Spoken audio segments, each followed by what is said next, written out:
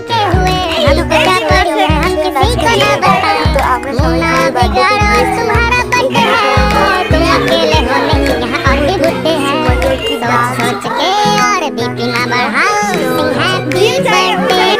সামনে হলো বার্থডে জামা পরে এটা হয়েছে তো সবাই অনেক ডান্স করতেছিল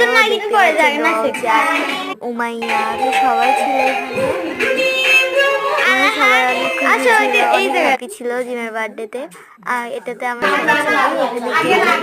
সবাই জিমের বাবা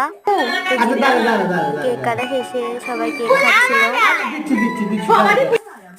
এটা হলো সবাই মিলে আবার কেক খাচ্ছিল এটা হলো জিমের কেকের ছবি এটা আমার